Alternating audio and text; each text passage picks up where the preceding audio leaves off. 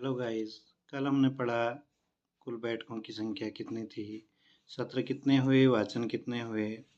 26 नवंबर 1949 को 26 नवंबर 1949 को क्या हुआ? संविधान बनकर तैयार हो गया, अंगीकृत अधिनियमित किया गया, आत्मर्पित किया गया, एडॉप्ट किया गया, इनेक्ट किया गया। ये भी बैठक हुई, अंतिम सत्र हुआ, अंतिम रूप से हस्ताक्षरित किया गया। राष्ट्रीय गीत वंदे मातरम को इस दिन अंगीकार किया गया, राष्ट्रीय गान को अंगीकार किया गया, जनगण मन को पूर्ण रूप से लागू कब किया गया? तो 26 जनवरी 1950 को लागू किया गया। गणतंत्रात्मक देश कब बना? 26 जनवरी 1950 को बना। राष्ट्रीय चिन्ह कब लिया गया? अशोक सारनाथ के पिलर से लिया गया है, अशोक स्तंभ। इस प्रकार समितियों के बारे में भी पढ़ा हमने। संघ शक्ति समिति, संघीय संविधान समिति, प्रक्रिया नियम समिति और प्रारूप समिति के बारे में पढ़ा। अब हम उससे आगे को पढ़ रहे हैं आज, और पढ़ रहे हैं हम प्रस्तावना के बारे में। जब हमारा संविधान बन गया तो प्रस्तावना, पहले तो भारतीय संविधान का शीर्षक क्या है? भारतीय संविधान का शीर्षक है भारत का संविधान। भारत का संविधान है। 26 नवंबर 1949 को कुल 16 आर्टिकल लागू हुए। 15 आर्टिकल वो थे जो लागू हुए आंशिक रूप से, और एक आर्टिकल वो था जो इसमें खुद था। आधुनिक भारत का मनु कहा जाता है। आधुनिक भारत का मनु अंबेडकर साहब को कहा जाता है। संविधान को लिखा प्रेम बिहारी नारायण रायजादा ने। प्रेम बिहारी नारायण रायजादा ने। इसमें कैलियोग्राफी की गई है नंदलाल बोस के द्वारा, चित्रकारी नंदलाल बोस और राम मनोहर सिन्हा के द्वारा इसमें चित्रकारी की गई है। भारत का स्वतंत्रता अधिनियम समाप्त कर दिया गया। स्वतंत्रता अधिनियम 1947 को समाप्त कर दिया गया।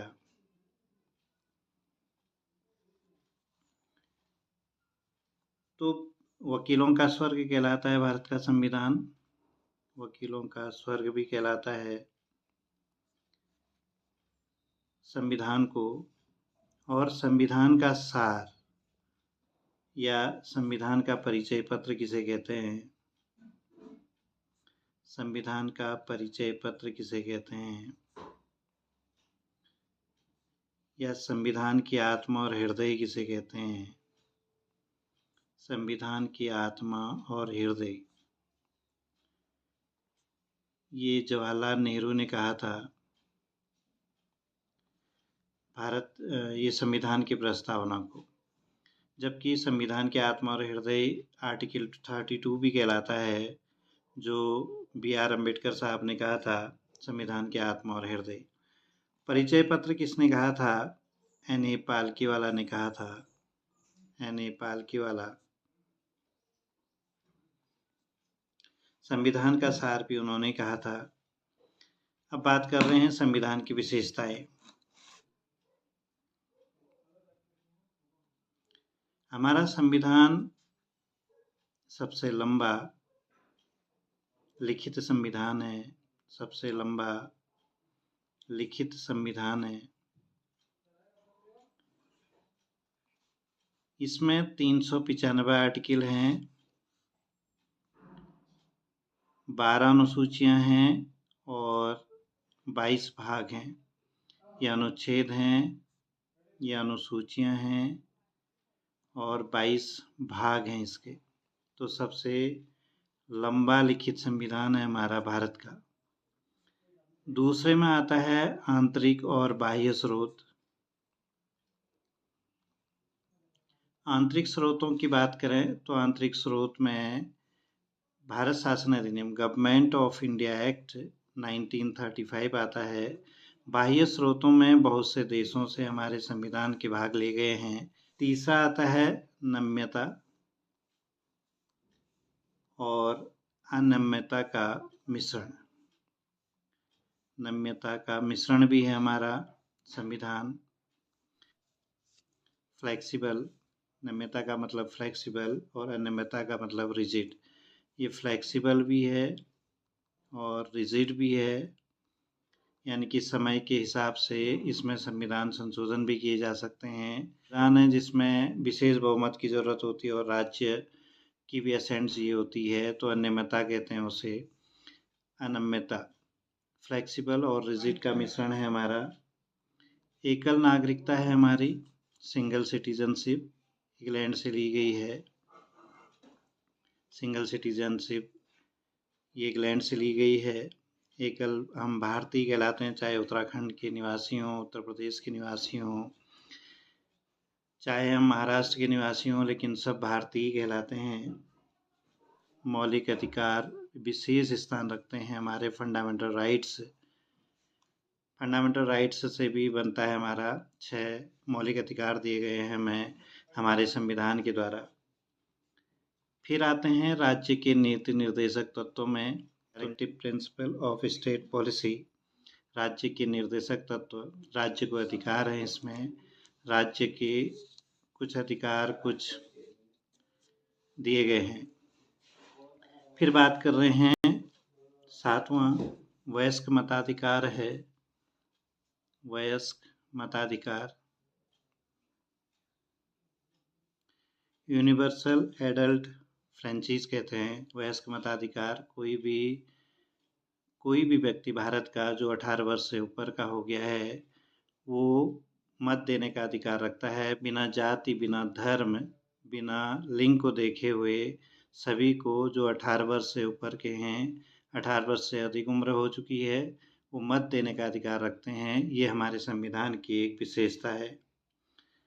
फिर है स्वतंत्र और निष्पक्ष न्यायपालिका है हमारी। निष्पक्ष न्यायपालिका हमारा एक सुप्रीम कोर्ट है। सुप्रीम कोर्ट कार्यपालिका और व्यवस्थापिका से बिल्कुल अलग है, स्वतंत्र है, निष्पक्ष है। ये केवल तथ्यों को देखकर ही देता है निर्णय। तो स्वतंत्र निष्पक्ष न्यायपालिका भी है हमारी। संसदीय शासन प्रणाली है। संसदीय शासन प्रणाली, संसदीय शासन प्रणाली का मतलब पार्लियामेंट्री सिस्टम है हमारा। स्वतंत्र निष्पक्ष न्यायपालिका का मतलब है जुडिशरी हमारी अलग है, जो जुडिशरी है वो स्वतंत्र है हमारी। संसदीय शासन प्रणाली का मतलब पार्लियामेंट्री सिस्टम है। पार्लियामेंट में 2 सदन है हमारे, लोकसभा और राज्यसभा से बना हुआ है, तो ये विशेष स्थान रखता है हमारा। फिर है हमारा पंथ निरपेक्ष राज्य। ये पंथ निरपेक्ष राज्य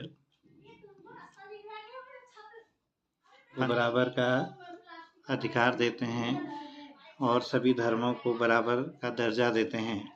इस प्रकार से 26 नवंबर 1949 को कुल 16 अनुच्छेद लागू होते हैं और 26 जनवरी 1950 को अन्य ये शेष अनुच्छेद लागू किए जाते हैं।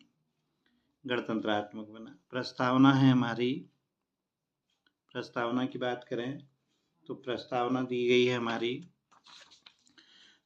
हम भारत के लोग भारत को एक संपूर्ण प्रभुत्व संपन्न समाजवादी पंथ निरपेक्ष लोकतांत्रिक गणराज्य। हम भारत के लोग भारत को, प्रस्तावना में केवल 2 ही बार भारत आया है, तो भारत के लोगों को भारत को एक संपूर्ण प्रभुत्व संपन्न का मतलब अपने डिसीजन हम खुद ले सकते हैं। सेकुलर आज़ादी हो गया, पंथ निरपेक्ष लोकतांत्रिक डेमोक्रेटिक हो गया, गणराज्य ये रिपब्लिक हो गया बनाने के लिए, और इसके समस्त नागरिकों को सामाजिक, आर्थिक और राजनीतिक न्याय दिलाने के लिए, विचार, अभिव्यक्ति, विश्वास, धर्म और उपासना की स्वतंत्रता दिलाने के लिए। तो क्वेश्चन पूछे जाते हैं इसमें कि इसका नेचर कैसा है। तो नेचर है इसका संपूर्ण प्रभुत्व संपन्न, समाजवादी, पंथ निरपेक्ष, लोकतांत्रिक और गणराज्य।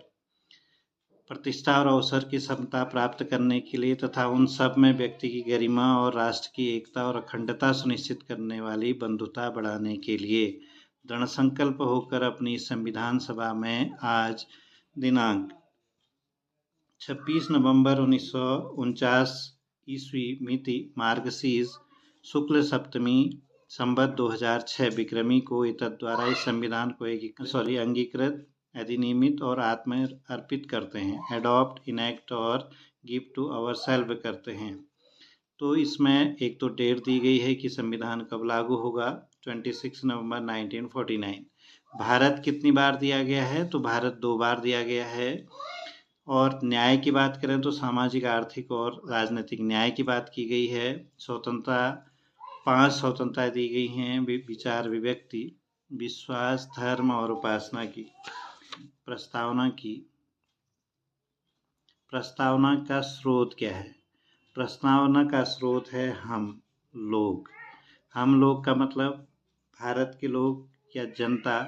ये जनता सर्वोच्च है, जनता से ही इसको शक्ति मिलती है, संविधान को। इसका स्वरूप कैसा है? सोर्सेज इसका हम लोग हो गए, we the people of India या जनता हो गई। स्वरूप का मतलब नेचर हो गया। नेचर कैसा है? तो संपूर्ण, संप्रभु, अपने डिसीजन हम खुद ले सकते हैं, किसी के दबाव में काम नहीं करेंगे। लोकतंत्रात्मक हैं हम, डेमोक्रेटिक हैं और गणतंत्रात्मक हैं। गणराज्य हैं हम, रिपब्लिक हैं। यही 3 मूल संविधान में थे। जबकि जुड़ा है इसमें समाजवादी शब्द 42वें संविधान संशोधन 1976 के द्वारा, 42 अमेंडमेंट, 42th अमेंडमेंट 1976 के द्वारा। एक सेकुलर शब्द जुड़ा है, एक पंथ निरपेक्ष, सोशलिज्म, और पंथ निरपेक्ष का मतलब सेकुलर, समाजवादी का मतलब सोशलिज्म।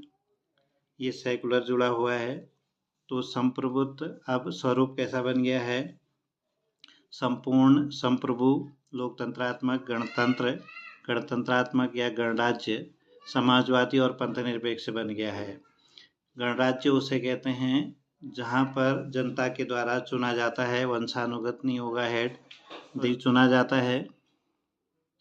देश का प्रधान जो होता है वो चुना जाता है, वंशानुगत नहीं होता। लोकतंत्रात्मक का मतलब सरकार यहाँ डेमोक्रेटिक रूप से चुनी जाती है। फिर बात कर रहे हैं हम इसके उद्देश्य क्या है, इसके ऑब्जेक्टिव्स क्या हैं। तो ऑब्जेक्टिव में हम बात करते हैं न्याय की। 3 प्रकार के न्याय की बात की गई है इसमें। एक है सामाजिक, आर्थिक और राजनीतिक। 3 प्रकार की न्याय। सभी को सामाजिक न्याय दिया जाएगा, सोशल रूप से सभी को बराबर माना जाएगा। आर्थिक न्याय की बात करते हैं तो किसी को गरीब अमीर नहीं माना जाएगा। और राजनीतिक का मतलब जो 18 साल से ऊपर हैं, बिना किसी भेदभाव के उनको वोट देने की अनुमति होगी। ये न्याय की बात करता है। स्वतंत्रता 5 प्रकार की दी गई है, फ्रीडम 5 प्रकार की दी गई है। पहला है विचार की स्वतंत्रता, कैसे भी विचार रख सकते हैं हम, कैसे भी बोल सकते हैं। अभिव्यक्ति, कैसा भी व्यक्त कर सकते हैं हम।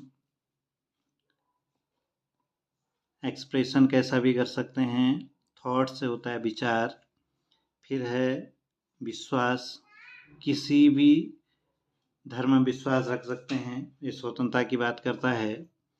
फिर बात करते हैं धर्म, किसी में भी विश्वास रख सकते हैं, किसी भी भगवान, किसी भी खुदा, किसी भी गॉड में या किसी भी गुरु में। धर्म की बात करें तो धर्म की, रिलीजन की स्वतंत्रता देता है, किसी भी धर्म को मानने की। ईसाई धर्म, मुस्लिम धर्म, हिंदू धर्म, पारसी, बौद्ध, किसी भी धर्म को मानने की स्वतंत्रता देता है। और उपासना की स्वतंत्रता देता है। उपासना का मतलब वर्शिप, वर्शिप का मतलब किसी भी गॉड को मानने की, गॉड की पूजा करने की, न करने की, ये भी स्वतंत्रता देता है। समानता 2 प्रकार की देता है।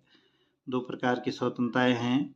एक तो है प्रतिष्ठा की, सभी को प्रतिष्ठा की समानता देता है, और अवसर अटेम्प्ट, सभी को उनकी योग्यता के अनुसार अवसर देने का, योग्यता के अनुसार समान अवसर देने की बात भी की गई है इस संविधान में हमारे।